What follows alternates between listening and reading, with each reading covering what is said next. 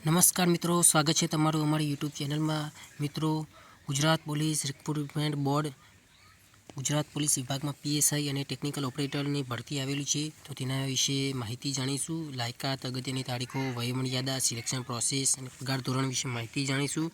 કુલ જગ્યાઓ મિત્રો 870 આવેલી છે.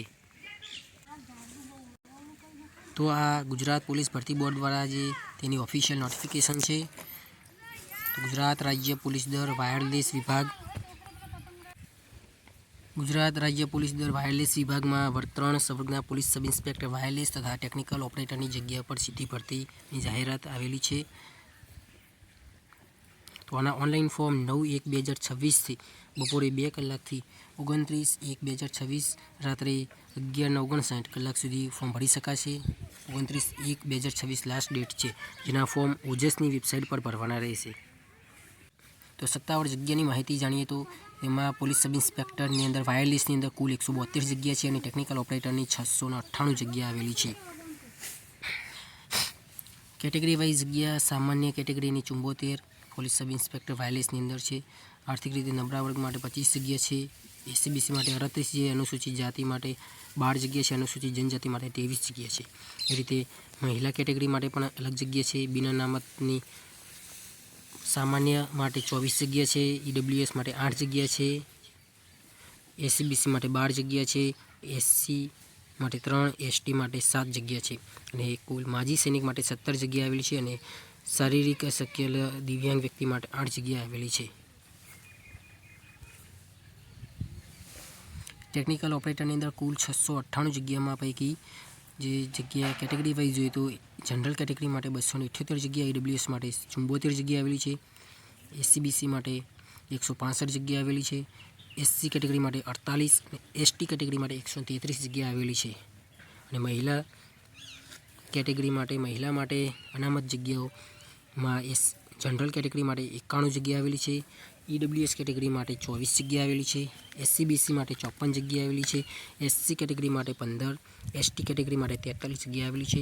માજી સૈનિક માટે 69 જગ્યા આવેલી છે અને દિવ્યાંગ માટે 36 જગ્યા આવેલી છે. તો દિવ્યાંગની અંદર પોલીસ સબ ઇન્સ્પેક્ટર વાયરલેસની અંદર જે શારીરિક વિકલાંગતામાં કઈ કેટેગરી એપ્લાય કરી શકશે? એલસી જે લિપ્રોસી કરવેડ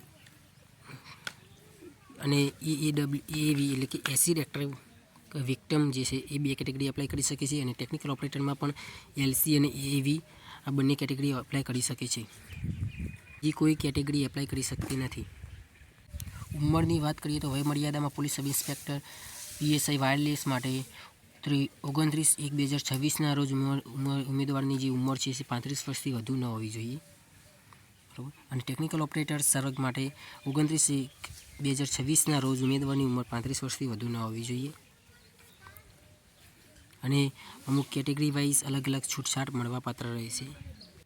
જેમાં વાત કરીએ જનરલ સામાન્ય કેટેગરીના જે મહિલા ઉમેદવારોને 5 વર્ષની છૂટછાટ, અનામત કેટેગરીના પુરુષ ઉમેદવારોને 5 વર્ષની છૂટછાટ, અનામત કેટેગરીના મહિલા ઉમેદવારો હોય તેમને 10 વર્ષની છૂટછાટ, જનરલ સામાન્ય કેટેગરી શારીરિક અશક્તતા ધરાવતા પુરુષ ઉમેદવારોને 10 વર્ષની છૂટછાટ, જનરલ સામાન્ય કેટેગરીના શારીરિક અશક્તતા ધરાવતા મહિલા ઉમેદવારોને 15 વર્ષની છૂટછાટ આપવામાં આવશે. એ રીતે બધા અલગ અલગ કેટેગરીની અનામત કેટેગરીના શારીરિક અશક્તતા ધરાવતા પુરુષ ઉમેદવારોને 15 વર્ષની બધી અલગ અલગ પ્રકારની બધાને અલગ અલગ જે લાગુ પડતી એ પ્રમાણે છૂટછાટ આપવામાં આવશે. શૈક્ષણિક લાયકાતની વાત કરીએ તો પોલીસ સબ ઇન્સ્પેક્ટરની વાયરલેસ અને ટેકનિકલ ઓપરેટર માટે શૈક્ષણિક લાયકાત રહેશે.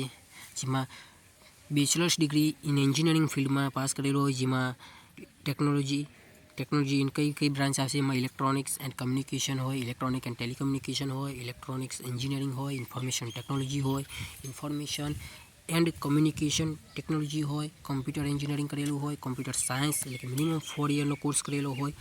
અને કોઈપણ એવી ગવર્મેન્ટ કે કોઈપણ યુનિવર્સિટીમાંથી જે અંડર સેન્ટ્રલ અથવા સ્ટેટના જે act India any other education institute recognize by the government or declared to be deemed university under section 3 university grant commission act 1956. એટલે કોઈપણ ગ્રેજ્યુએશન આ ફિલ્ડમાંથી એન્જિનિયરિંગ કરેલું હોય તો તમે એપ્લાય કરી શકો છો. પોલીસ સબ ઇન્સ્પેક્ટર વાયરલેસ સંવર્ગ અને ટેકનિકલ ઓપરેટર માટે જરૂરી સૂચના એ છે કે કોમ્પ્યુટરનું જ્ઞાન હોવું જરૂરી છે કે ગુજરાત મુલકી સેવા વર્ગીકરણ અને ભરતી જે સામાન્ય નિયમો પ્રમાણે ઉમેદવારે કોમ્પ્યુટર એપ્લિકેશનનું બેઝિક નોલેજ ધરાવતો હોવું જોઈએ. CCCનું સર્ટિફિકેટ હોવું જરૂરી છે અથવા તમારે ધોરણ 10 અથવા ધોરણ 12ની અંદર તમારે કોમ્પ્યુટર સબ્જેક્ટ હોવું જરૂરી છે.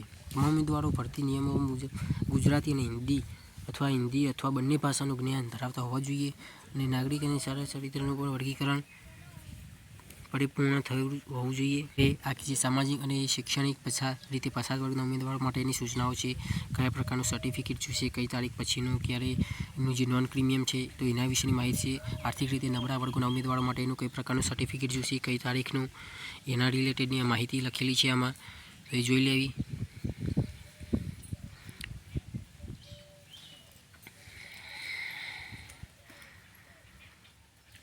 અરજીપત્રક ભરવા માટેની જે સૂચના છે, કઈ રીતે ફોર્મ ભરવું અને ઓનલાઈન અરજી ફોર્મ કેવી રીતે ભરવું તેના વિશે આપણે પણ એક વિડીયો બનાવી દઈશું મિત્રો. તો ઓનલાઈન અરજી ફોર્મ કેવી રીતે ભરવું તેના વિશે આપણે વિડીયો બનાવી દઈશું. ઓનલાઈન અરજી ફોર્મ એપ્લિકેશન ફોર્મ જે છે ડાઉનલોડ કરીને તમારે ભરતી પ્રક્રિયા પૂર્ણ ના થાય ત્યાં સુધી તમારે સાચવીને રાખવું પડશે.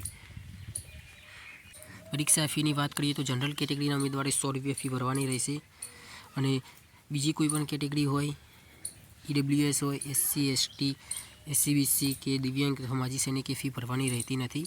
ફક્ત જનરલ કેટેગરીમાં ઉમેદવારોએ 100 રૂપિયા ફી ભરવાની રહેશે. કોઈ પણ ચલણ, કોઈ પણ ઓનલાઈન માધ્યમથી તમે ઓનલાઈન એપ્લિકેશન ફોર્મ ફી ભરી શકો છો. આની ફી પોસ્ટ ઓફિસ કે બેંકમાં ચલણ કે રોકડથી પણ પરીક્ષા ફી ભરી શકાશે નહીં. ઓનલી ફક્ત ને ફક્ત ઓનલાઈન જ ફોર્મની ફી ભરવાની રહેશે. ફોર્મ ફી ભર્યા પછી તમારું ફોર્મ કન્ફર્મ થયા પછી તમારું ફોર્મ માન્ય ગણાશે. ઓનલાઈન ફી ભરવાની છેલ્લી તારીખ 1/2/2026 23 કલાકને 59 મિનિટ સુધી, એટલે કે 11:59 સુધી તમે રાત્રે ત્યાં સુધી ફોર્મની ફી ભરી શકો છો.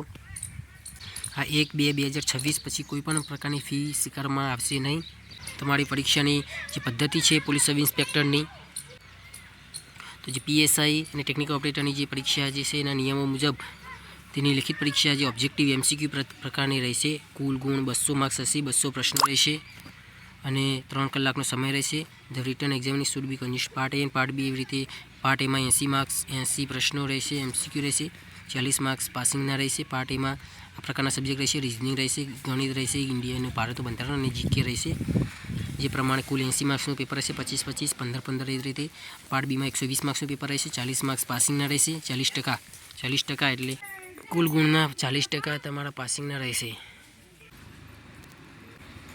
પાર્ટ બી જે રહેશે એ 120 માર્ક્સનો, જેમાં 40% પાસિંગ માટે રહેવાના રહેશે. તો તેનો સિલેબસમાં ટેકનિકલ સિલેબસ રહેશે, જેમાં તમારે ઇલેક્ટ્રોનિક કોમ્પોનન્ટ, ડિવાઇસ, સર્કિટના ટોપિક્સ, ડિજિટલ ઇલેક્ટ્રોનિક્સ છે, ઇલેક્ટ્રોનિક નેટવર્ક, ઇન્સ્ટ્રુમેન્ટ, મેઝરમેન્ટ જે છે, કોમ્યુનિકેશન એન્જિનિયરિંગ છે, કોમ્યુનિકેશન એપ્લિકેશન છે, એ રીતના પ્રકાર છે. માઇક્રો પ્રોસેસ, માઇક્રો કંટ્રોલર છે, કોમ્પ્યુટર નેટવર્ક છે, નેટવર્ક સિક્યુરિટી છે, વેબ ટેકનોલોજી છે, એન્ડ્રોઇડ એપ્લિકેશન ડેવલપમેન્ટ છે. એ પ્રમાણે તમારા ટેકનિકલ ટોપિક્સ જે રહેશે, જે તમારા કુલ 120 માર્ક્સનું તેનું પેપર રહેશે. બંને પાર્ટ્સ MCQ બેઝ રહેશે. મિત્રો, આ PSI વાયરલેસ અને ટેકનિકલ ઓપરેટરની ભરતીની સંપૂર્ણ માહિતી હતી. તો મિત્રો, જો તમને આ વિડીયો ગમ્યો હોય તો લાઇક, શેર અને સબસ્ક્રાઈબ કરવાનું ભૂલતા નહીં. થેન્ક્સ. જય હિન્દ.